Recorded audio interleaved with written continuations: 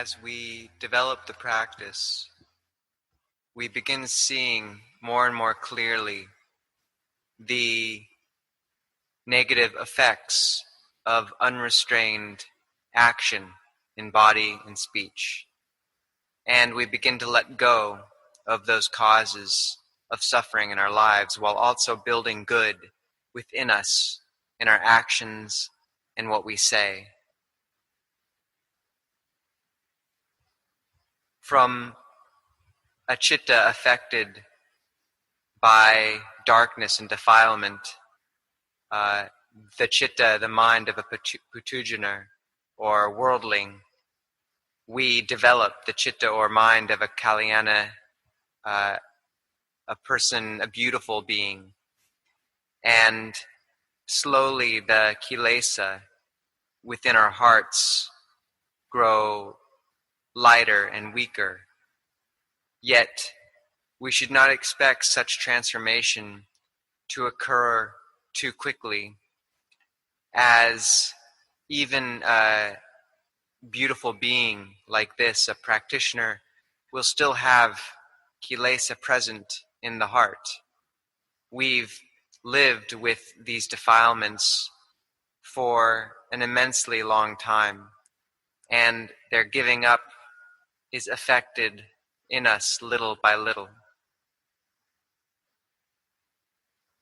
Such giving up is something we bring about through our practice, our development of the mind, and through our use of a parikama, or meditation object, to calm and center the mind. When Longpo Cha advised me personally in my practice regarding an appropriate meditation object, he advised me to contemplate death. He said that whenever I had anger, liking, delusion, the kilesa arise in my heart, that I should think about my inevitable death and remind myself that life, even though uncertain, leads to death, which is certain. Life is uncertain, death is certain. And that this path of contemplation of Marananusati, contemplation of death, is the path to Dhamma. Whenever I felt good or got lost in liking, I would remind myself, you have to die. And whenever I got lost in negative emotion, I reminded myself similarly, you have to die. And by reminding myself constantly that at some point I would have to leave everything I knew, then I was following in the footsteps of what the Buddha advised, which was to not be careless and to think and reflect consistently on the fact that all of us must depart from this body and this life at some point. Such contemplation develops samadhi and calm over time. Initially, this samadhi may occur quickly and in small stages.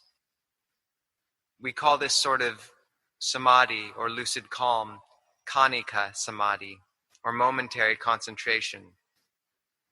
And if we practice and develop it regularly, then it can strengthen and develop.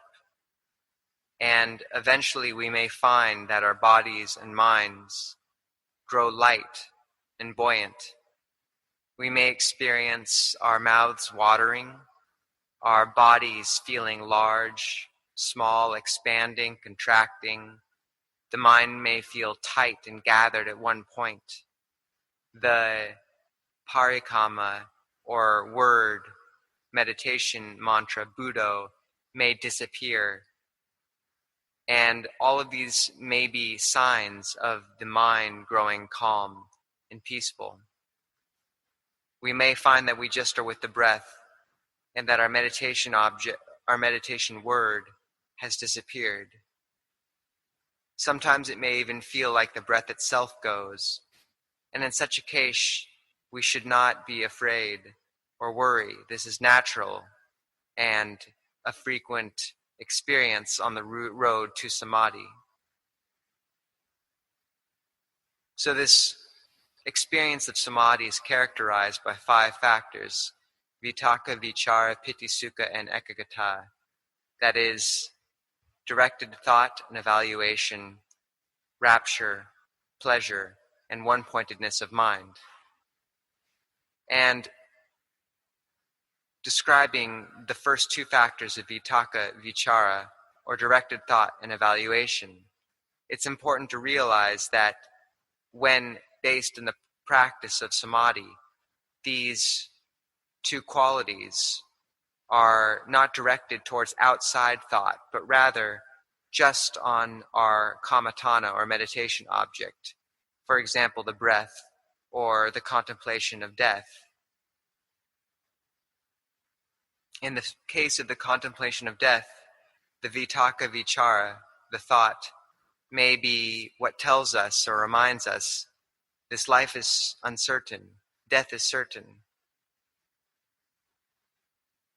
And such thought, such directed thought and evaluation leads to a sense of dispassion and disenchantment with the world around one, which in turn may give rise to a sense of rapture or piti, the 3rd factor.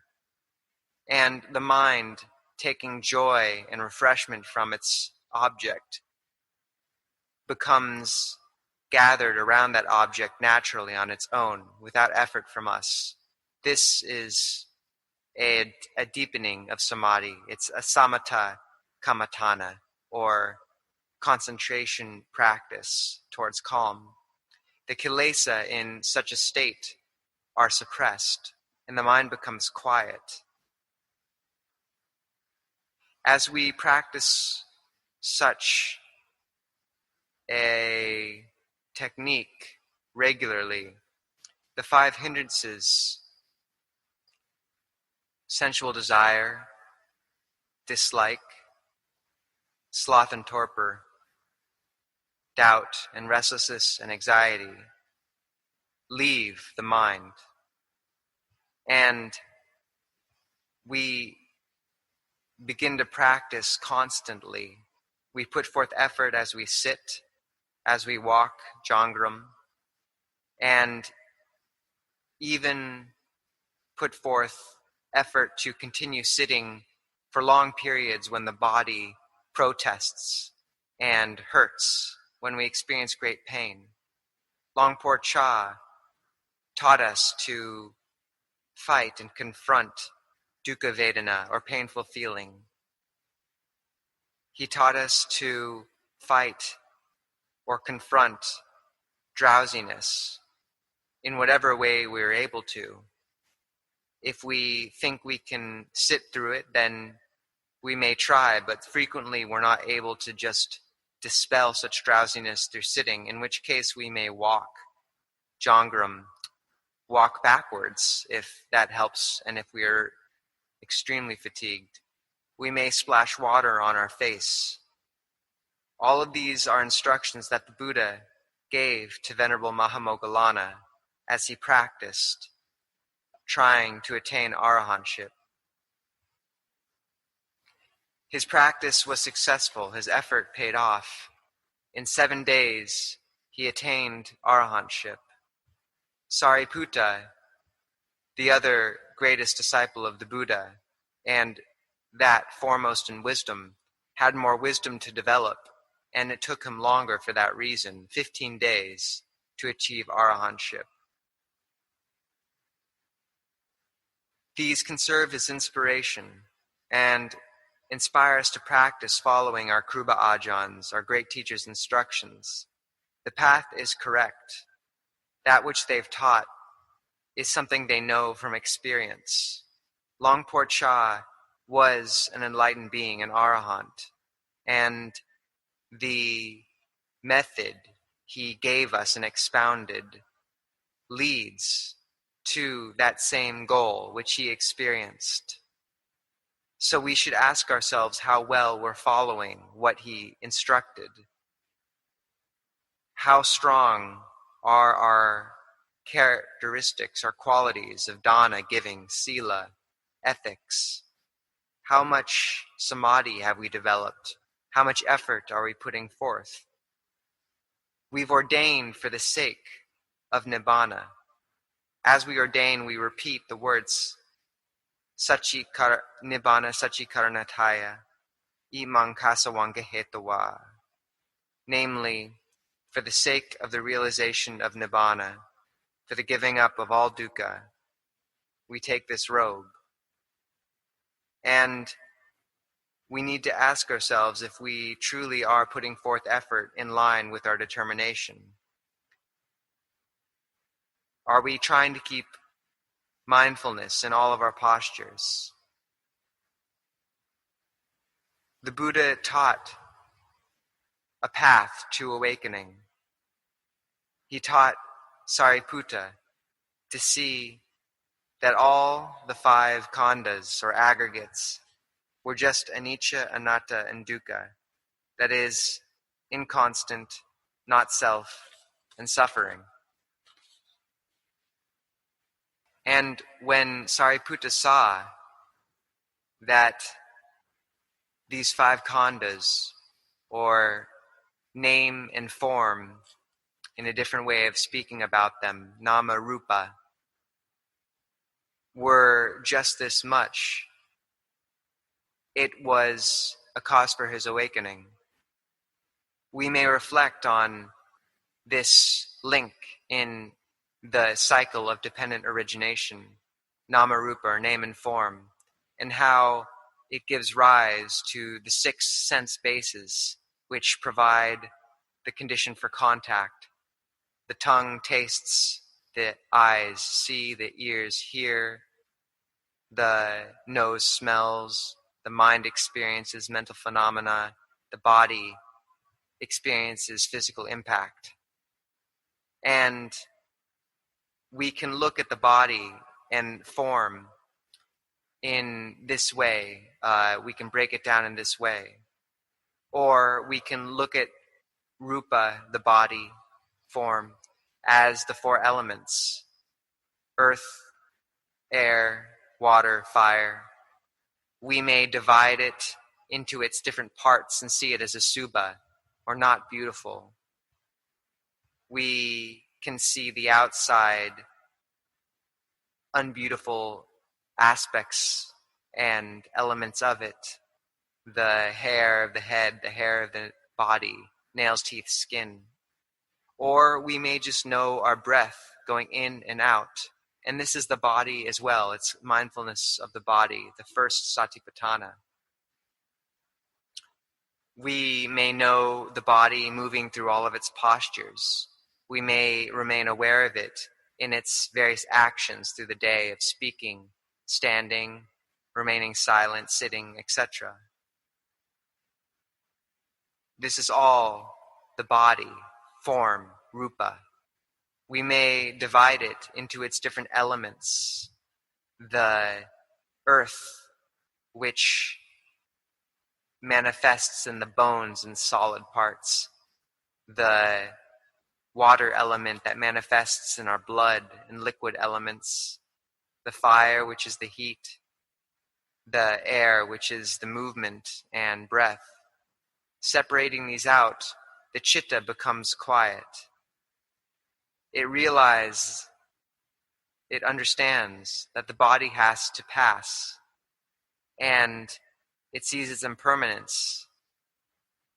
It sees that the body is just these 4 elements, whether it is dead or alive. It is just this much.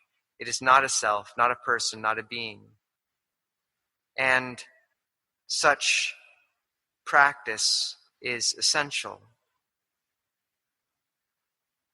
Furthermore, we see the causes for our current condition. We see the law of karma, cause and effect, that good action begets good results and bad begets bad. What blessings we experience in our lives originate from past goodness we have developed. And so, too, with its opposite, what difficulties we experience come from negative actions in the past. Reflecting in such a way, we see the importance of doing good, maintaining good actions of body, speech, and mind. This is how I thought as a layperson. I saw the importance of using what conditions I had to practice, and I meditated. The mind experienced rapture and great calm. And this was the result of previous practice, of previous action, previous karma. When I meditated, I'd sometimes feel a hand disappear or another hand disappear, my feet go, or perhaps I'd experienced the whole body as absent. These were all aspects of piti or rapture. And as the piti grew, then pleasure or sukha became more pronounced in my heart, which felt full. This was what we call niramisa sukha, or non-material happiness. A happiness that does not come from external conditions, but rather arises from internal experience of samadhi, calm. As we become acquainted with this form of happiness, we can see clearly the damaging effects of not maintaining mindfulness during our day. How when the mind is allowed to run rampant, then when we sit, we can hardly bring it to calm. And similarly, we see that if we do put forth effort in our practice continuously through the day, for example, contemplating death, then the calm comes easily to the mind. And this is great benefit to us. We see as we walk through the world in our daily activities, the conventional nature of reality. We see the passing nature of all around us, and our infatuation with the world, external conditions, fades. We understand that we are each walking towards our own deaths, that each life ends, and that it's impossible to find an essence in all of these external things and goals. The only true gain, the only true possession that we have, that we can take with us, is Dhamma itself, the goodness we've cultivated, and everything else will fade. This dual vision of the benefits of practice and also the drawbacks of samsara gives us great enthusiasm for the practice because we can see its results. If we are not yet sincere and dedicated to the practice, it's because we haven't yet seen the results powerfully in our own minds. But even when the nivarana or hindrances are present, if we have sincerity and have seen at least some result, then we still have the presence of mind to apply effort and may find that the hindrances, even though initially present, fade due to our effort, that the mind drops into samadhi. And this can happen at unexpected times.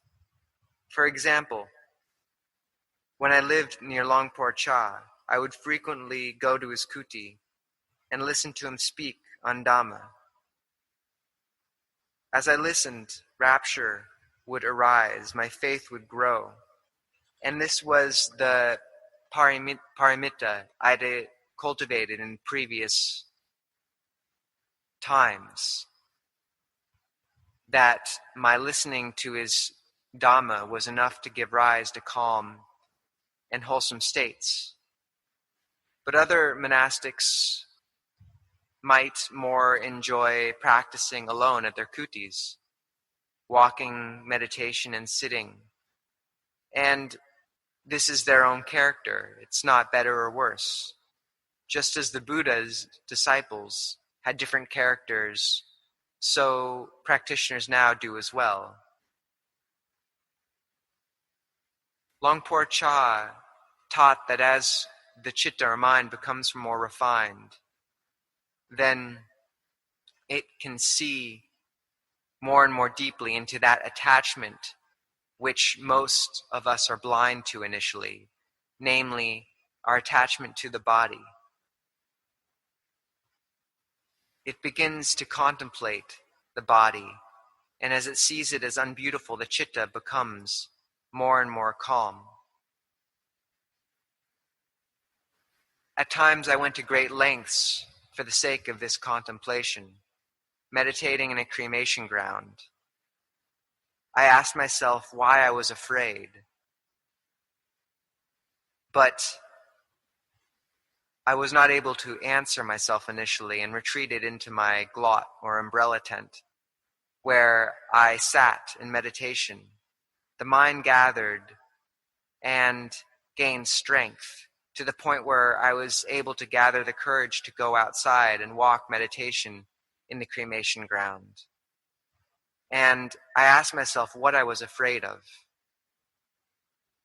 The citta suddenly saw, the mind suddenly realized that it also would have to die, that the body that it was residing in, my body, was no different than these skeletons, that when it died, it would be the exact same, that what fear I experienced was due to my subconscious attachment to the body and taking of it as a self, and therefore not wanting to die.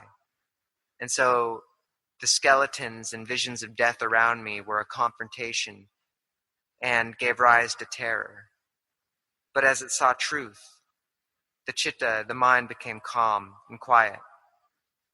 It saw the body as not beautiful, and it became beautiful. It saw it as just elements and became unattached. It saw the body as anicca, anatta, dukkha, inconstant, not self, suffering, and understood that what arises must cease. When the mind sees in this way, it also sees the Buddha in the heart. It sees the Dhamma in the heart. It sees the Sangha in the heart. And doubt disappears. It becomes more refined and understands that whenever attachment occurs, this is the equivalent of a new life, of taking on a new life and giving rise to a new world. Whenever dislike is bought into or attached to, similarly, it's as if we're taking new life, being born into a new world. So Longpo Cha says to avoid attaching or following our greed, hatred, and aversion, our delusion. He taught us to see the body as not beautiful, and just as a bag of urine, feces, of the elements, a current of air, fire, wind, small particles of earth, and that when we saw it in this way, then rapture, piti, sukha, pleasure would arise and gather the mind to one point, ekaggata, the three latter factors of the 5 factors of samadhi. Our mind gathering into calm would be able to develop wisdom, see into the 5 aggregates, and let go of its attachment, or upadana. As such letting go occurs, we may experience strange visions. We may see the body explode, disintegrate, once, twice, or 3 times even. We may look at Vedana, or feeling, and see this is also part of the body, or a part of name and form. Essentially, we see that the Buddha's 84,000 teachings all were to do simply with nama and rupa, name and form, and teaching us to see these two things as anicca, dukkha, and anatta, inconstant, not self, suffering. So we must put forth effort in the practice, see the importance of doing good, develop morality, listen to Dhamma, no matter if we are a lay person or a monastic. When we're with others, we wake up early, we wake with effort, we put forth effort. And when we're alone, we do the exact same. We eat little, sleep little, speak little. This is the path that the Kruba Ajahns have taught us. We try to avoid falling into liking and disliking. We may speak with others around us, other students, about various skillful means they've used in their own practices. And this is a benefit of living in society, of living with others, community. But the heart of the practice and who we should take our advice most from is, of course, the Kruba Ajahns, our teachers. They will show us how to contemplate nama and rupa in order to achieve awakening. We should reflect to arouse effort. How old are we now? If we live to 80 years, how long do we have? Even if we think we have quite a long time, we should reflect that in old age, it may be hard to practice. To walk and to sit may be painful. And so, putting forth effort now is an essential task. And to follow Longpo Cha's teaching,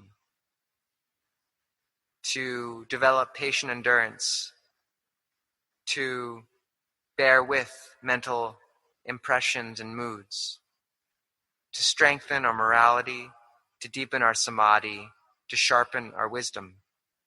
This is the practice and the core. And I hope all of you put forth effort in it and develop.